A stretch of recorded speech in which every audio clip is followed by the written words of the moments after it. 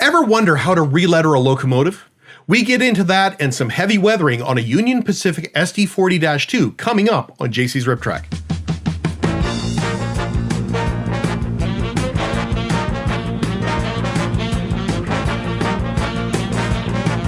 Hi there, my name is John and welcome to JC's Riptrack. If this is your first time here and you're looking for advice and tips on how to transform your plastic models into something that looks like it belongs on the rails today, then click on subscribe and that little bell icon so you can be notified anytime there's a new video. So what is your biggest challenge when it comes to weathering locomotives?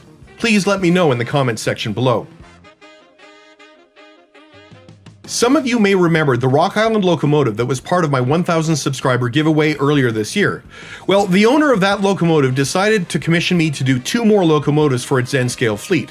One was a Union Pacific SD40-2 made by Intermountain, and the other was a Southern Pacific SD35.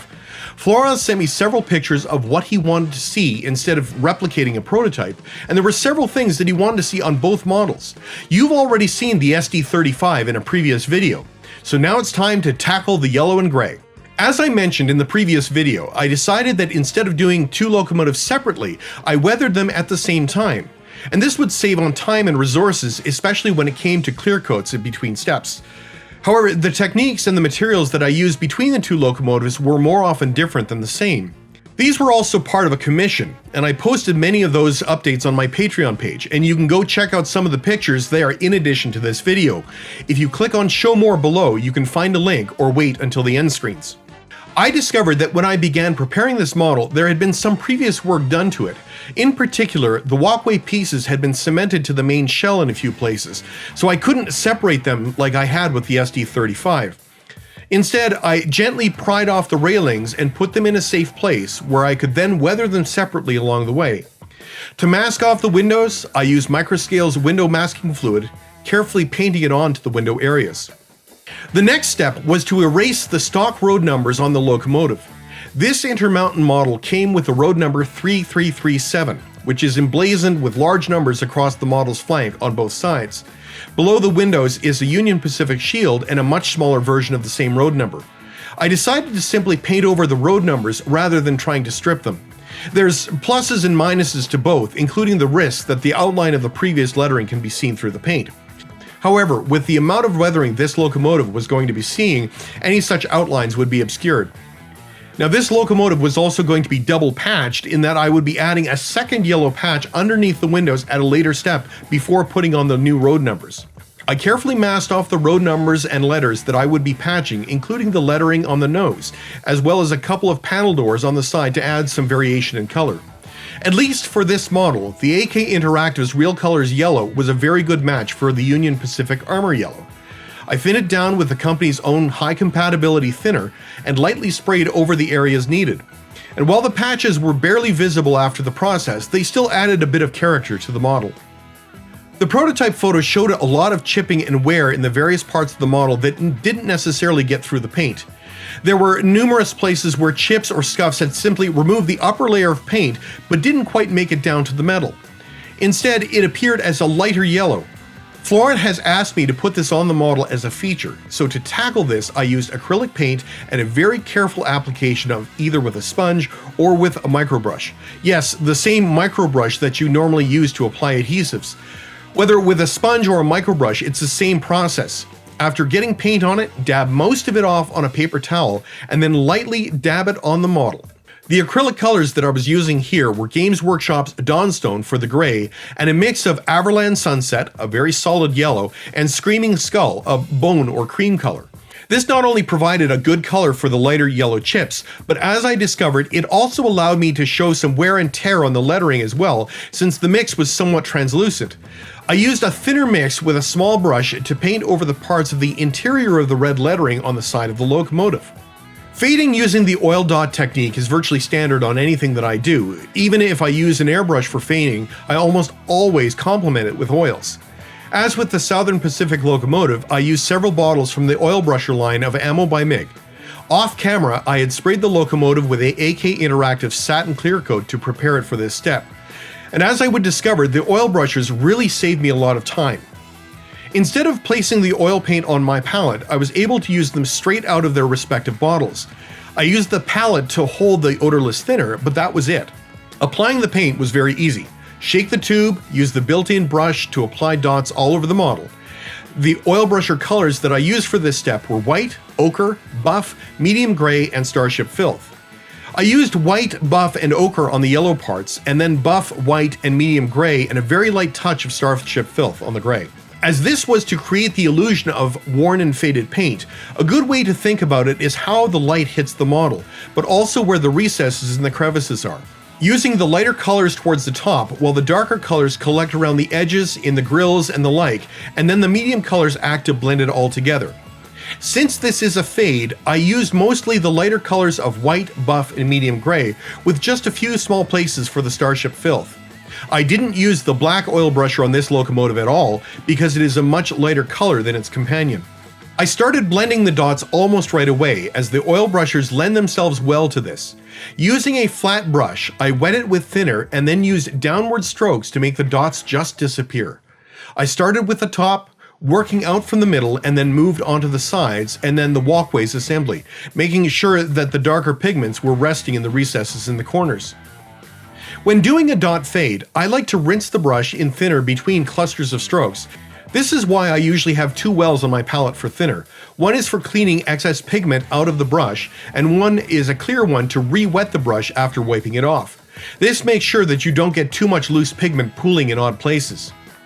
I let the locomotive fully dry after this step, and then gave it an acrylic clear gloss coat. While I sometimes vary what I use, this was my standby Future Floor acrylic thinned with a bit of 91% alcohol. The acrylic clear coat would provide a barrier between the oils of the fading step from the oil enamel wash that I would be using next. For the pin wash, I used two different washes. Both were original from Mig Productions, dark wash for the gray areas and brown wash for the yellow. Pin washes really draw one's eye to the details hiding on a model and make them pop out to the observer. This process is exactly as I have demonstrated before. Pour out some of the wash into a well on a palette, dampen the surface of a model with odorless mineral spirits, and then using a small point brush, apply the wash to the points and details of the model, allowing the pigment to collect around the raised details, panel lines, grills, and anywhere else there's a corner. Most of the time, this works by capillary action, so you don't necessarily have to draw the brush across it. You can usually just touch the brush to a point and it will flow to where it needs to go, but sometimes it does need a little help. Once I had applied this to the model, it was time to let it dry for about 15 or so minutes and then move on to the second part of the process.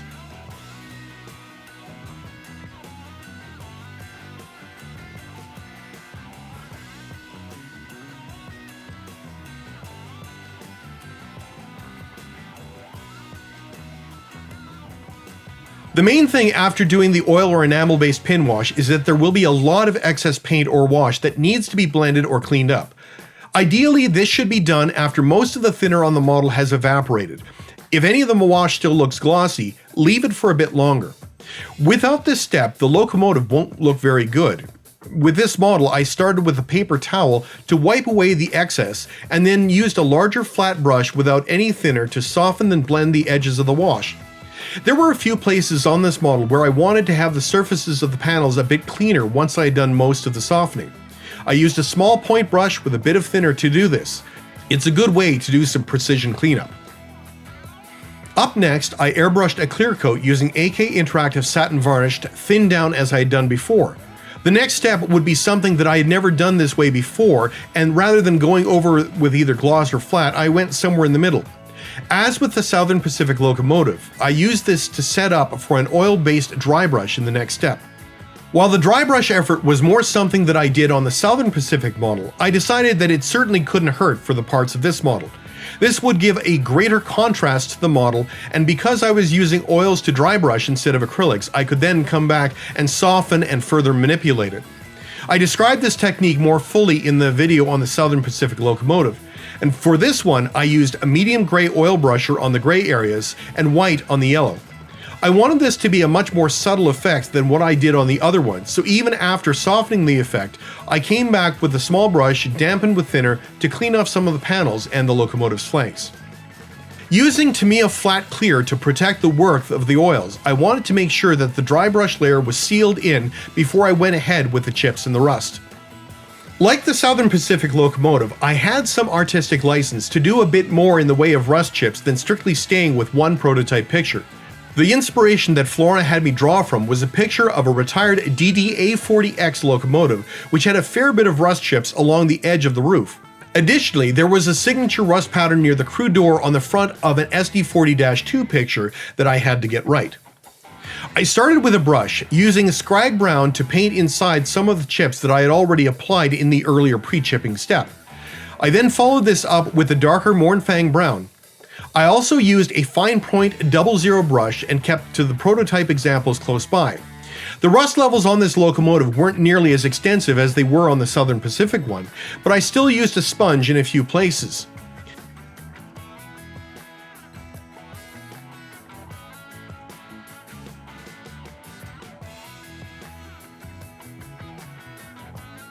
I decided to take a slightly different approach when it came to the very fine rust spots, but that's coming up in a later step.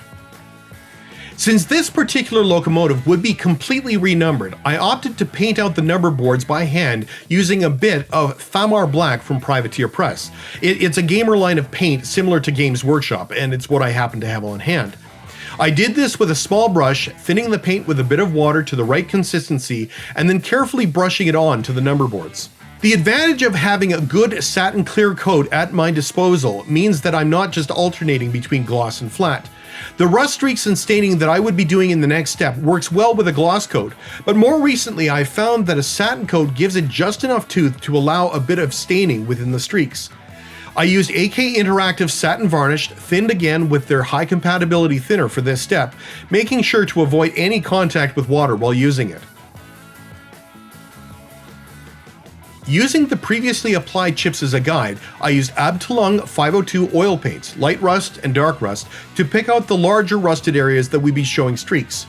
This is my standard technique that you've seen in several of my videos already. The difference here is that I wanted to use a slightly thinner mix of oil paints so I could get right into some of the smaller sponge-on chips. Too thin and it will flow like a wash, too thick and it won't streak well, and sometimes I had to experiment with it. But I also had another reason for doing this, because after I did this, I wanted to create some tiny dots or flecks of rust across the model, particularly on the yellow sides. Using this thinner mix of rust-colored oil paints, I then took a flat brush, dipped it into the mix, and then I used a stem from an old microbrush and fanned the bristles so that it would fling tiny dots of rust-colored paint onto the side of the model. This is really easy to overdo, and I wanted to have it as a very, very subtle kind of effect. The paint spatter creates tiny flecks of rust on the surface of the model. As it is on a satin surface, the specks would fan out slightly, creating these tiny but realistic looking rust specks.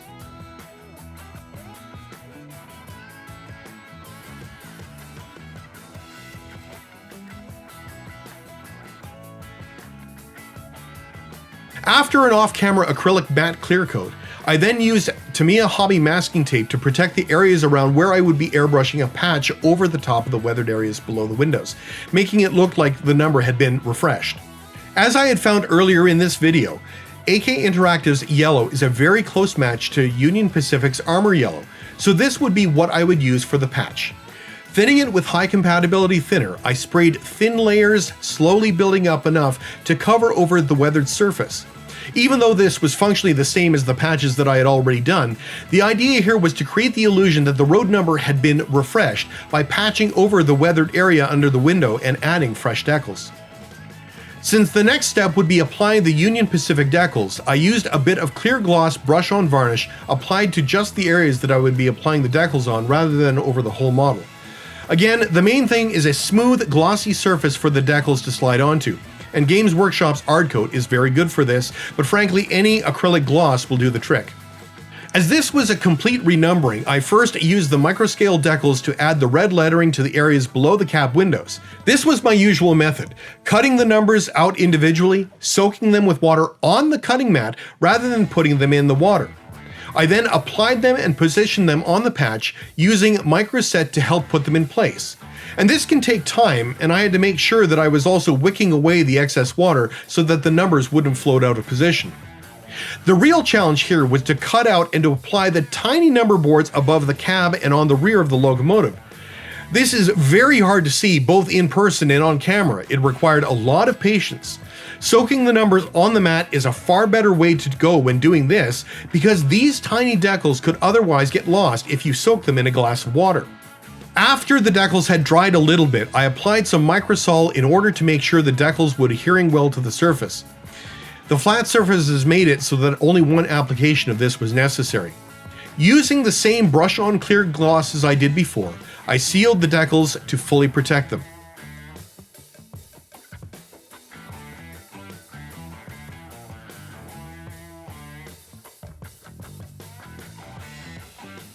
As the only remaining steps on the shell would be to be airbrushing soot and dust, I used Tamiya Flat Clear to tamp down the gloss over the decals and blend everything together.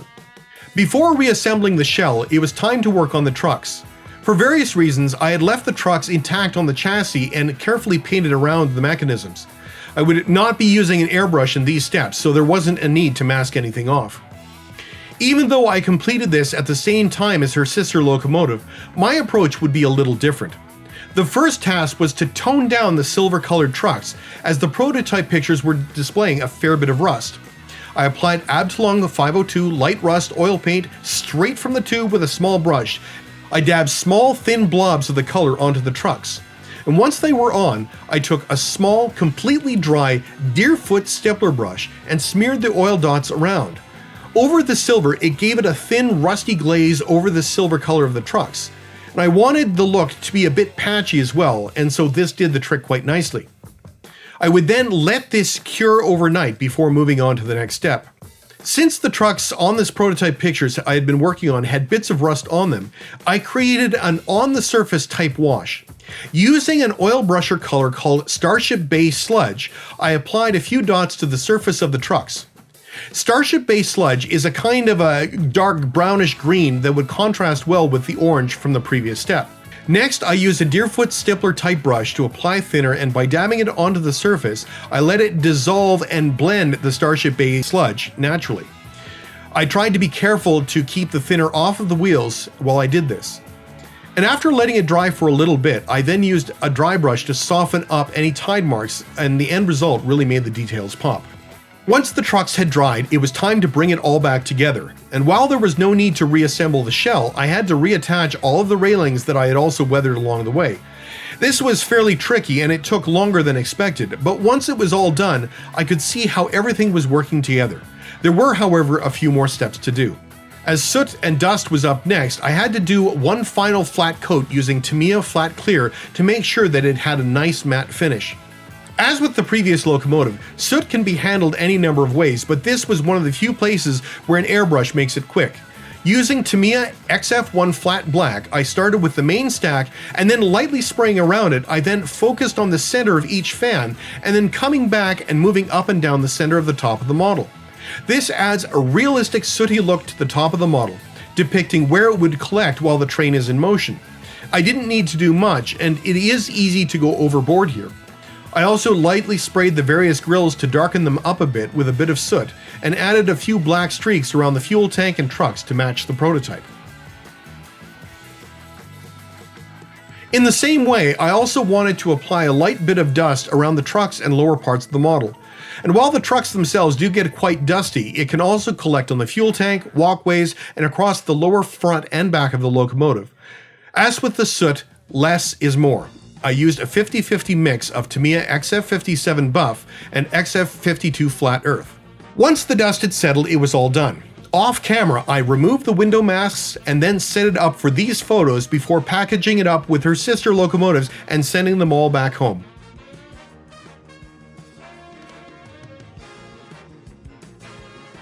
This locomotive was a third of the locomotives that Florent sent me, and it was a fun project. And as it happens, Florent has just sent me 2 more for his fleet to weather, so look for updates on those on my Patreon page. So I hope you found this as a helpful guide for your own projects. This was my very first Union Pacific locomotive, and I enjoyed it a lot. When working with brighter colors, it is good to be mindful of choices for washes and how they would interact with the colors that they're applied over. The yellow of the Union Pacific benefits greatly from a brown pin wash, and I wouldn't go any darker than that on those surfaces. But the gray areas, on the other hand, do need a darker color to make it work. So if you want more tips on how to get the most out of your weathering and painting projects, don't forget to hit subscribe, that little bell icon, so you won't miss any upcoming videos. Also, if you haven't done so already, check out the other videos on this channel, as well as some of the social media links down below. I've included a link to my brand new Amazon page that includes a number of the weathering projects that I've used in this video. Also, if you like seeing how Florent's commission went and you want a chance to see how one of your own might look, go check out my Patreon page and you can get involved in the creative process for this channel. So thanks so much for watching, good luck, and may you keep on track.